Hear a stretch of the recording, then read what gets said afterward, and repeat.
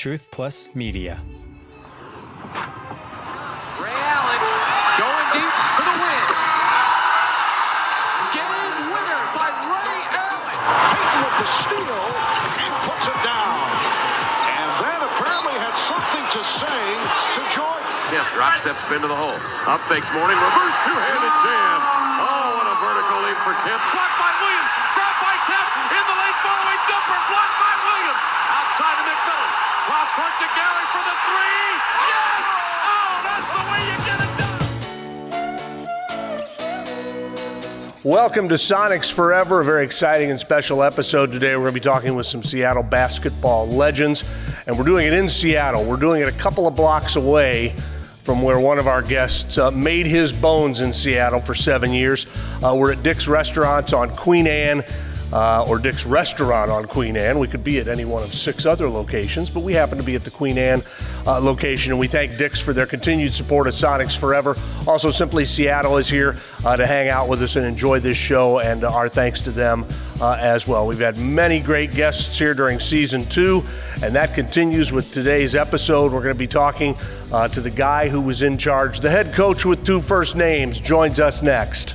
If you had asked me 6 months ago, Mike Gastineau, what are the chances you're going to be sitting at Dick's Restaurant in Queen Anne talking to Coach Karl?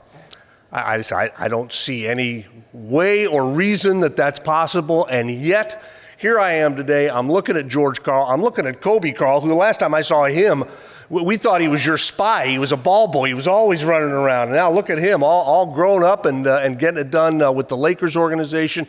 Guys, it's great to see you. Welcome back to Seattle. This is you've lived in a lot of places. That's the business you chose. I hope you realize this is, we consider this your hometown. We consider this where you're from. So welcome back.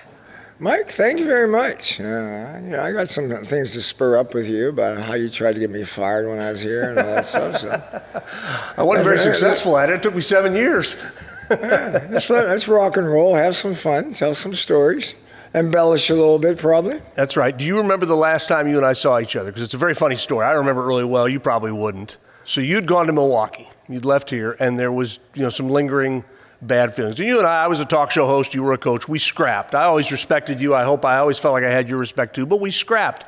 I used to tease your dad, say, he likes music, why aren't you listening to the FM rock and roll? Just put that on. Don't listen to us idiots. What do we know? Was he good at taking advice from you? No, he's always had a curiosity for information, what people are saying. He likes to get a pulse. I think that's what makes him a good coach, but consuming all that information and making his own judgments. It's hard. The thing I love about Seattle most, because someone here is wearing a Mariner shirt. That year was so dynamite. Oh, in 95? Seattle. The electricity. I know my coaching staff went to almost all the baseball games, and we'd walk down to the baseball stadium, and the street was crazy. It was crazy. Think about it. 95, you have that whole Mariner thing, and it really starts in about August, and they just blow up for 3 months. Leads right into your 95-96 season when you guys are going to run all the way to Game 6 of the NBA Finals. There's never been a better full calendar year in Seattle sports. I don't even remember. Did the Seahawks have a good year that year? Seahawks were about it. They were just maybe the last year of Erickson and right before they bring in Holmgren, so they're getting ready to get going. Right. They did not. So last time we saw each other, so you'd gone on to Milwaukee. We're covering the Mariners in spring training, and I let the guys at my station, not my station, but where I worked, they go, hey, let's go out. The Sonics are playing Milwaukee. Let's leave spring training where it's like 70 degrees and beautiful. Let's go out to Milwaukee and we'll get George to come on the show. And I said, I don't know if George is going to want to come on our show. He's gone now and he's doing different things. And so we get out there and I said, look, it's probably better if like one of the producers, somebody approached George and see. And you walked out in the old Bradley Center. And you walked over to the other side of the court and you stood with your arms folded and just kind of stared at us. And all my other guys, they just melt. They're like, I'm not going over to talk. So I'm like, all right, I get up, I go over. We shook hands, they're very cordial. You said you didn't feel like doing an interview. That's the last time I saw you. And we've talked several times since then. But it's great to see you again. I'm glad you're back here. And I'm glad that you're as involved you're as involved as you can be in Sonics Forever and keeping the history of this great organization alive. What's funny is the day that the Sonics left Seattle, I was in Olympia with my daughter, and I had to pull over to the side of the road. I was so angry. Everybody heard it was going to happen. Everybody thought it was going to happen, but actually the day it happened was very sad to me, very sad because. And I thought Seattle would get a team back earlier. I thought it'd be maybe 5, maybe 10 years, but 13 now is it? How many years has it been? 13, at least a couple more probably. And I think it just says that right now, sports franchises aren't going to be traded as much as they once were in the history of sports. It's going to be cities, when they have them, they got to keep them. And I know there was a stretch about, 10 years ago or maybe even 20 years ago where Seattle had a little bit of an attitude about paying money to keep a sports team. But I think now people realize that having sports teams are really important in big cities and thriving cities that are trying to grow and prosper. And I come back here, I don't remember any of this stuff. I mean, Seattle is blown up, man. It's blown up. Speaking of that, and I'll get both of you involved in this, it's impossible. Your son's sitting here. We all kind of watched grow up for 7 years. Your whole family, we watched. You were so involved in the community. We watched you have a remarkable run of success. You come back here now. You're a couple of blocks away from where Key Arena was. It's impossible, I would think, not to think about legacy. Do you think about those kind of things and how you're perceived historically in a given community? I'll just tell you my feeling on, people have asked me, would you like your jersey retired? And I have trouble having my jersey retired in Oklahoma City. I just do. I mean, if they called me up, I'd probably say okay, but, it doesn't feel, Oklahoma City just does not feel like the Sonics. And we're going to have to live with that history, but, I'm hoping that in the next couple years they get a team back here. I'm hoping that they have there's a championship legacy here a little bit. I mean, even though they've only won one championship, people don't understand. There are a lot of franchises in the NBA have never won a franchise. Everybody thinks everybody wins these things. With the Lakers and the Celtics dominating the championships, not many cities win championships. Right. No, this franchise is without question, the Seahawks have now finally caught them, but for a long time was the most successful franchise in Seattle sports history. You go back 3 trips to the NBA Finals, a handful others to conference finals. Almost always a pretty good team. Had a few years here and there where they'd struggle, but usually a pretty good team. I'll give Clay Bennett credit for one thing, and he said he was going to do this. He said, we're not going to celebrate a lot of Seattle history. And they don't. I think they might have reached out to Gary and Sean, and they both said no. They wanted to hire Kevin Calabro. He said, I don't want to go. They've kind of built their own history. I'm kind of glad they had some of the success they had because they don't need what was up here. And I think they're respectful of that, and which leads me to when the franchise gets back here, and I believe it will, there will be a reason to celebrate your contributions here and the history you made. Well, first of all, Oklahoma City is a class organization. They're run really well. I call them the Green Bay Packers of the NBA. That small town, they want to be called a city, but it's a small town. And they run it very well. Players like being there. And I'm happy they succeeded in that their challenge. But there's an anger there still. I mean, there's just an anger that. And what I love about Seattle is the basketball world has grown in Seattle. Since the Sonics have left, the University of Washington has prospered a little bit in their program. And the high school basketball in Seattle was known as one of the top 5 cities in basketball, producing NBA players, college players. And of course, Gonzaga on the other side of the state hasn't been bad for college basketball either. So Seattle is a great place. I never thought it would be this big and blossom, but and I think my daughter will always live in Olympia, so I think I'll always have some roots here. Coby, you were obviously here the whole time, 92 to 98. And were you involved with the team? I'm trying to remember, how old were you in 92 when you guys moved here? Were you old enough to be a ball boy then? Yeah, I think I was 9 years old, if my math is correct. And I don't think I started being a ball boy until maybe 2 or 3 years later. I was around a lot. In the earlier stages, I'd go to, on the weekends when we didn't have school, I'd go to shoot-arounds and practices and hang out in the old Coliseum and go up in the rafters and when they were on the court. So those were the early memories. And then, later, once it kind of got rolling and they moved into the Key Arena, that's when I started being more part in with the team, around the team, in the locker room, on the court. Did you have, sometimes when we're young, sometimes when we're adults for that matter, did you have an appreciation of the moment like, wow, this is not how most kids are getting to spend their nights? I get to go watch this NBA team. It's one of the best teams in the league. My dad is the coach. I mean, did you fathom what all that meant? No, I had no appreciation, and not in a negative way. I just didn't have any perspective, and that's why it's fun. We were at dinner last night talking about it, and hearing your guys' podcast with the Sonics Forever, and seeing the conversations that these people have about the Sonics, and you see the fans and the energy that they have. Now, when you talk about legacy, now I can see how special that opportunity was to be part of something so incredible in a city that was, maturing and growing up into what it is now. But it's, what you see what the Seahawks are doing with their fan base. You see what the Sounders are doing with their fan base. And, the Mariners and the Sonics back then, we were just having a conversation about the Mariners during that year. Those were formative memories for me because I was in these arenas with extraordinary fans, with like the energy was incredible. One of my core memories was being on the court in the Coliseum with like the pregame, when the lights went down, the pregame went up. I get goosebumps just thinking about it. Yeah. Did you, and kind of the same thing, and I bet the answer maybe is not quite yet, but did you ever feel you were going to walk pretty deeply in your dad's footsteps? Did you love the game enough? You thought, I'm going to try and be a player, and I could see him. Or when you're a kid, or you just, again, you're not really thinking that far? No, when we were in Seattle, it was too young. Like, I was too young. I was actually got a rental car when we got in yesterday and drove around Bellevue. And I remember my first organized basketball game was in Bellevue at like the YMCA or the Boys and Girls Club.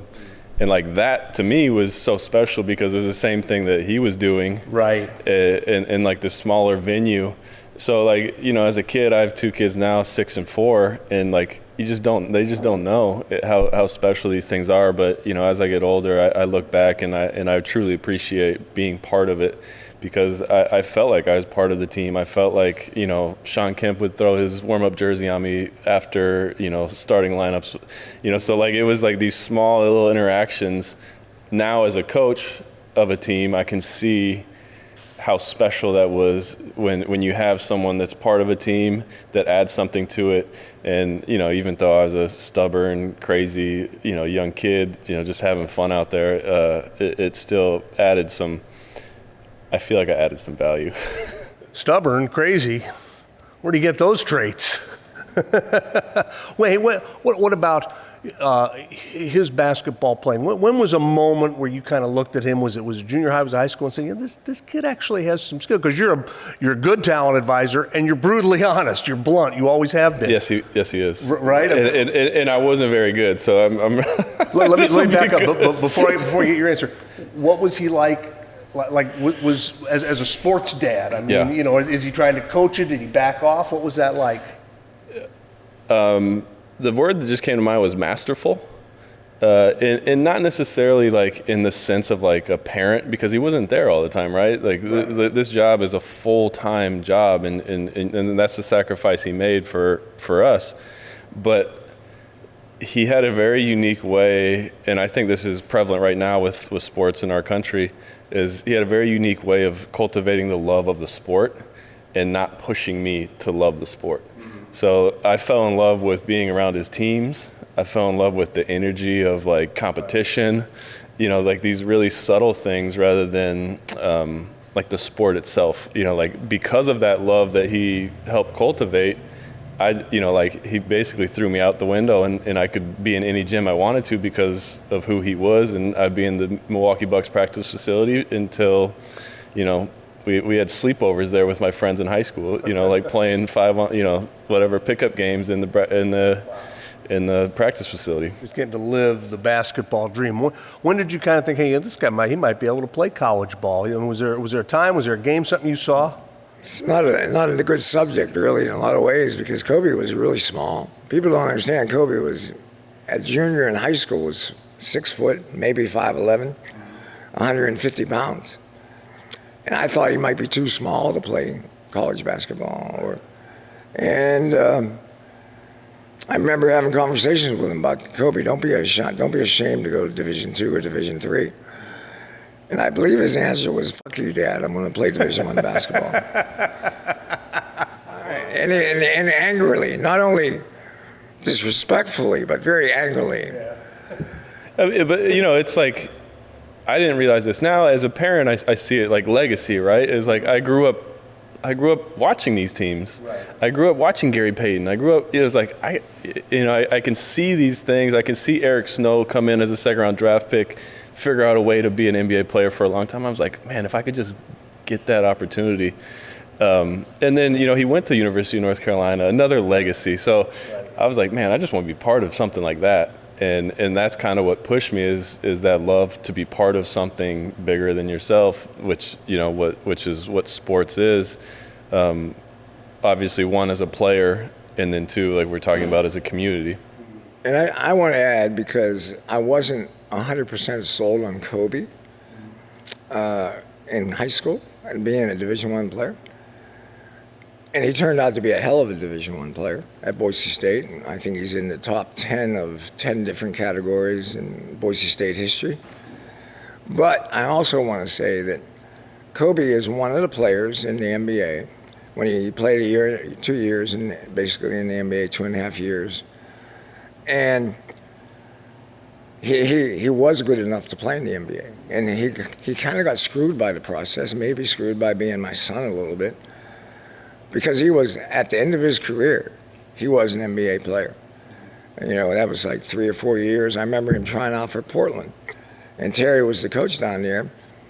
And Terry and everybody in the Portland organization said, Coby beat out everybody, but we're not going to cut a guaranteed contract to keep him. And so that saddened me because, you know, I've been in that position where I thought a player should have made the roster, and I had to cut him because we didn't want to pay an extra $1 million or $2 million for a guy that's unguaranteed. But I do believe that he became an NBA player. Even though he doesn't have a long career, he doesn't have a lot of game playing in the NBA. I thought he was a wonderful player. At the end of his career, I was so excited when he went to the D-League and get triple doubles in games, and he understood how I coached, and he still coaches a little bit too much like Phil Jackson for me, but that's okay. I can live with that. But, you know, on one side, I didn't really think he was going to blow up like he did. But when he went to Boise State, I think he was, 6'1", 160 maybe? And he's 6'5", 210 now. Yeah. So. Are you happy with your career? I mean, you got to play in the NBA. Most guys would say, I wish it could have been longer. I would get that. But I mean, are you happy with kind of how it's all worked out for you? Yeah, I mean, as I get older, I absolutely. It's the same thing we're talking about with being part of the Sonics. I appreciate it so much more now. In the moment, I was miserable because I wanted to prove myself. I wanted to be part of it. I wanted to play more. You know, it was like what we all go through. But yeah, I appreciate it because I was a walk-on at Boise State. I was always, I was always kind of against the odds.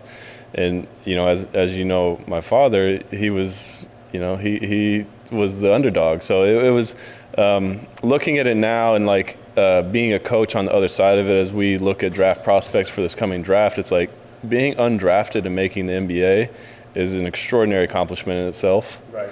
And, ending up with a career with multiple teams, playing with LeBron James, Kobe Bryant, Pau Gasol, Steph Curry, like Shaquille O'Neal. I played with all these guys as a teammate. Right. Granted, I wasn't on the floor in the game or in the game at all, but I was still on that team. So, yeah, my appreciation is immense for my journey and my path and where I am now. What about, I asked George about this. What about from a son's perspective, his legacy here? I mean, look, I'm going to dial out a scenario that I think is going to happen. I think the Sonics are coming back. don't know if it's in 2 years, 3, whatever. And when that happens, within the first season, there will be a night to honor him. 7 years. How many division titles? 5? 4? Something? It was a lot of winning. Trip to the NBA, a lot of winning. Here's a stat for you. The Sonics by 50% increased their attendance during the time you were here. They were averaging, I think, about 10,000 a game in the 6 years before you got here. During the 6 years you were here, they averaged 15,000 a game. So anyway, there's going to be a night. What would you anticipate the feelings being like that night when he's honored? I mean, like this podcast he's doing, these podcasts he's doing have almost like very therapeutic for him. So I think his appreciation for that experience, because as a competitor, you don't care. You just want to win. Right. And I think, I think it's going to be extremely emotional for him if that opportunity presents itself.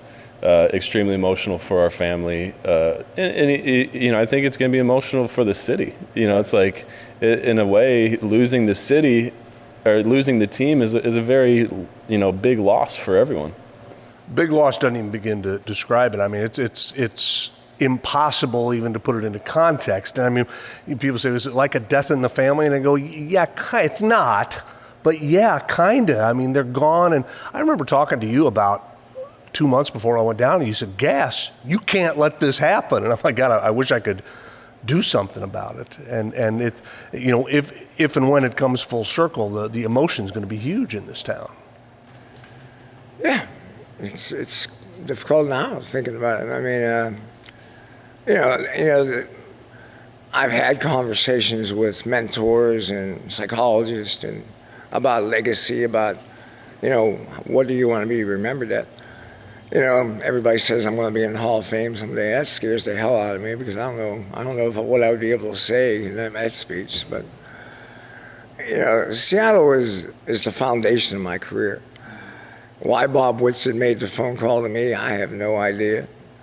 And why Bob Whitsitt was the guy that could clean my act up a little bit and mentor me in a very difficult way in a lot of ways, and it guided me out of a career that had some success, but also had a lot of failure. My ego got in the way, my foot in the mouth got in the way, and I still came here pretty cocky, but I think the process here of making it work with Gary and Sean, and then having great guys, like great pros like Detlef and Perk and Nate, and guys like that.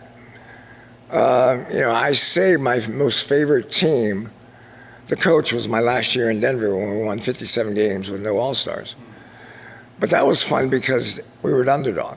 Right. And we were a really good team, kind of to show the NBA you don't have to have superstars. Right. So there's a underdog mentality to it. But the team here in Seattle, the one thing we all got to live with is we didn't win one. And we were good enough to win one, and we never did. And Michael, you can blame it on Michael. You can blame it on the first 2 round losses when Michael was playing baseball. And but in the same way, if this is my championship run, I can live with that. Well, you should, and the amount of success that you had up here. We get caught up, I think, sometimes too much in who's the champion. It's like, well, they give them a big trophy and they throw a parade because it's a big deal. It's a hard thing to win a championship. But the journey along the way can create some great memories and great things as well. And I'm going to assume you're in the latest in a long line of coaches who would tell me the losses stick with you more than the wins get you high. You know what I mean? Yeah, absolutely. As competitors, that it's just the matter of fact is at the level that I'm fortunate to coach at, the level that he was coaching at, is if you get to that level, you're an uber competitor. You care a lot. You put in a lot of time, and whenever you do that as a person in anything, and you don't get what you want, it hurts so much more. But as you get older, you start to appreciate those losses too. You start to appreciate what he's talking about, is where you can take a step back and say, well, my only thing that I can control is putting the effort in, and then I got to let it go. because as you said, everyone except one team is going home with a loss. And you know, my relationship with Coach Jackson, I shared it on our podcast, but he talked about, or I asked him when I was in Montana visiting with him, just me and him, I asked him, you know, tell me what's the secret to your success? You've won, you know, everywhere at the highest level ever with anyone. You know, what is it? Like, is there any one thing that you can teach me or help me out with? And he took 30 seconds to a minute to kind of ponder, and he just said, you know, a lot of it has to do with luck. Right. And like, as hard as that is for a competitor to accept, or for us as fans to accept, it's the truth. You know, like, as we go into this this season, you know, that we're in right now, it's like health is going to be almost everything, and injuries. And, you know, you talk about Chris Paul in Game 6 versus the Golden State Warriors, whatever it was 5 years ago, he gets a hamstring injury. It's like, you know, how much of that is luck? Right. And I remember when I heard that, I used to talk about that a lot when I did a sports talk show, and fans would go nuts. You can't talk about luck. And they start quoting, oh, you know, luck is just hard work, you know, whatever. It's like, no, luck does play a part in almost everything. You need a little bit of the good stuff along the way. What's his temperament like coaching? Are you like him, or are you a little calmer? No, it's not my personality. You know, I'm more laid back. Like he said, you know, I liked the way Phil Jackson coached when I played under him, and I watched him in that group that he had there. I liked that he allowed people to kind of figure it out themselves, and he did a good job of that in a lot of ways. Yeah. But his personality was just, you know, too competitive. You know, he couldn't help himself in so many ways. You know, in the world of coaching, coaches have different personalities as much as human beings have different personalities, and you know, I'm a different coach than I was here. At the end of my career, after 2 or 3 bouts with cancer, I mellowed. I got balanced. I got my ego under control. And but you know, my competitive spirit and my North Carolina roots, I think, were the key to my success in a lot of ways. But I also got good players. I mean, I came to Seattle. And I don't know if Whitsitt realized it, but Seattle had players that I wanted. I wanted defenders, I wanted athletes, and I wanted to play fast. And that's the way I've always wanted to play, because that's how North Carolina played. And when I got here, and then I got Kloppy and Gerg, both of them are Hall of Fame coaches in many, many ways. And you know, then we got Mark Workentine and Terry Stotts and Dwayne Casey. There's a lot of greatness, or maybe not greatness, but specialness. I would agree with greatness, and a lot of people that have made a legacy of their own for 20, 30 years. And I mean, your coaching tree in the NBA is unbelievable how many guys you got that either played or coached with you that are now running clubs. Yeah, and there's stories with all of them, and there's a connection with all of them. And what, you know, I don't even know if Dwayne was living here a lot. I don't know if he still lives here or not. I think he actually moved back to Detroit this summer. And Terry's now in Portland, so it still lingers around. You got Nate doing okay down in Atlanta. Yeah. Stories and connections, that's a lot of what we're about with Sonics Forever, and we thank Dick's on Queen Anne for hosting us today, and Simply Seattle for being a part of the show. We're with George and Coby Karl, the coach and the son who's a coach, and we'll continue with more as Sonics Forever rolls on.